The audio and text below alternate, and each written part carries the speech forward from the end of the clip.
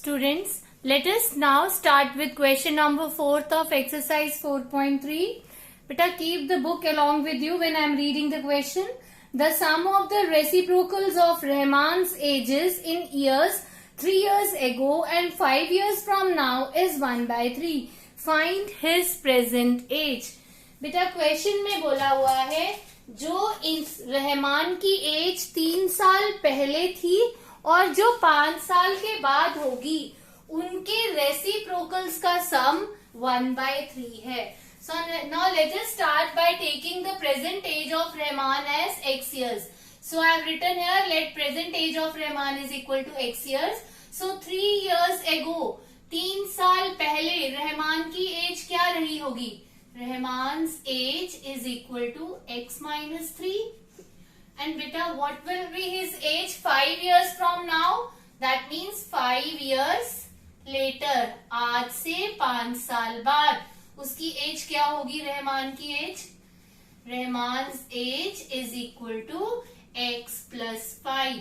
अब क्वेश्चन में क्या कहा है कि ये जो 3 साल पहले वाली एज थी और जो 5 साल बाद वाली एज है उनके रेसिप्रोकल्स का सम. तो ये रेसिप्रोकल हो गया 1/x minus 3 और इसका रेसिप्रोकल हो गया 1/x plus 5. इसका जो सम है that is equal to 1/3. Now we will bring this into a quadratic equation by taking the LCM. So x minus 3 into x plus 5 is the LCM. अब यहाँ पर x minus 3 है तो किससे मल्टीप्लाई हो रहा है? x plus 5 1 से मल्टीप्लाई होगा x plus 5 plus x plus 5 already है तो 1 से क्या मल्टीप्लाई होगा? x minus 3. Because of the positive sign, यहाँ पर पॉजिटिव साइन है इसलिए मैंने ब्रैकेट नहीं लगाया है, otherwise you have to put bracket also, is equal to 1/3. Now solving the numerator we get x plus x 2x plus 5 minus 3 plus 2 upon x minus 3 into x plus 5 x square minus 3 plus 5 plus 2x minus 3 plus 5 को multiply करेंगे तो minus 15 is equal to 1/3. Now cross multiplying x square plus 2x minus 15 को 1 से multiply करेंगे same आएगा is equal to 6x plus 6 और x square plus 2x minus 6x क्या बनेगा? minus 4x minus 15 minus 6 क्या बनेगा? minus 21 is equal to 0. Now you can do this with the help of splitting the middle term also. तो middle term को split करेंगे तो 21 7 3 होता है तो -7 और +4. सो x minus 7 x plus 3 is equal to 0.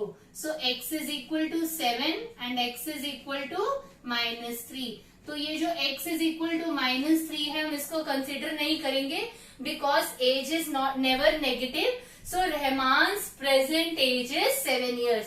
Beta, in the end you have to write the answer properly that Rahman's present age is 7 years.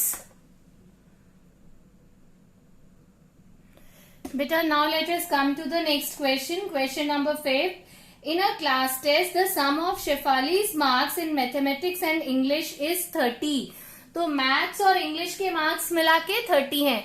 तो अगर हम मैथ्स में मार्क्स x मान ले तो इंग्लिश में कितने हो जाएंगे?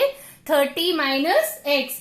Had she got 2 marks more in mathematics and 3 marks less in English, the product of their marks would have been 210.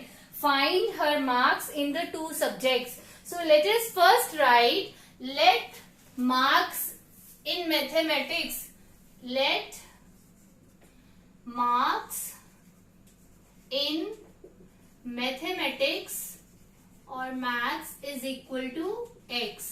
So marks in English is equal to 30 minus x. क्योंकि दोनों मिला के जो टोटल मार्क्स है वो 30 है तो अगर एक x है तो दूसरा 30 minus x हो जाएगा. अगर अब क्या बोला है? had she got 2 marks more in mathematics.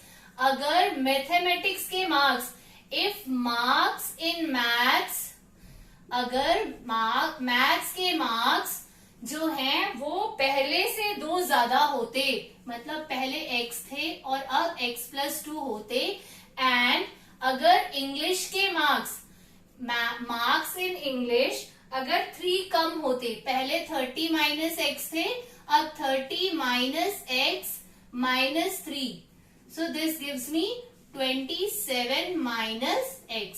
अगर ऐसे होते then the product would have been 210. तो इन दोनों का प्रोडक्ट 210 होता. तो according to question x+2 into 27 minus x is equal to 210. From here we will get our required quadratic equation. Now let us open the bracket. It is 27x minus x square plus 54 minus 2x is equal to 210.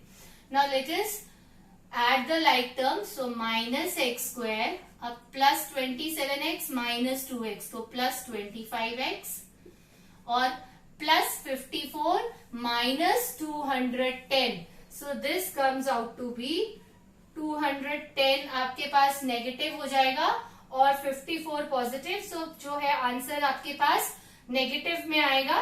तो it is equal to 156. So minus 156 is equal to 0. And dividing the complete equation by minus sign, this becomes x square minus 25x plus 156 is equal to 0. Now can you do it yourself later? बेटा इसको आप खुद कर सकते हो क्या?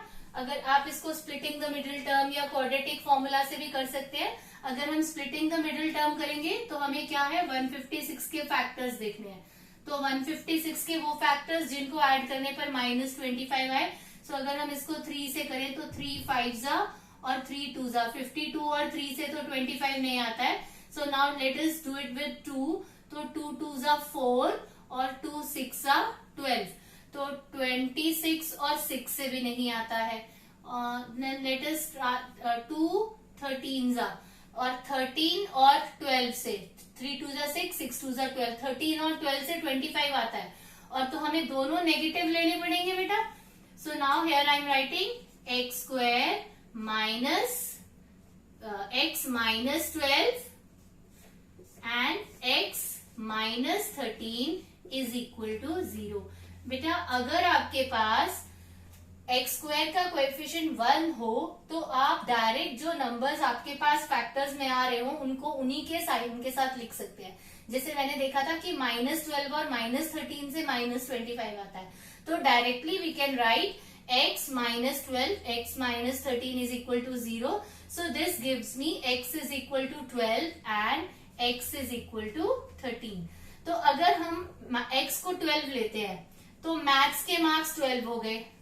Maths के marks क्या हो गए 12 और इंग्लिश के मार्क्स क्या हो गए 30 माइनस 12 आपके पास आ गए 18.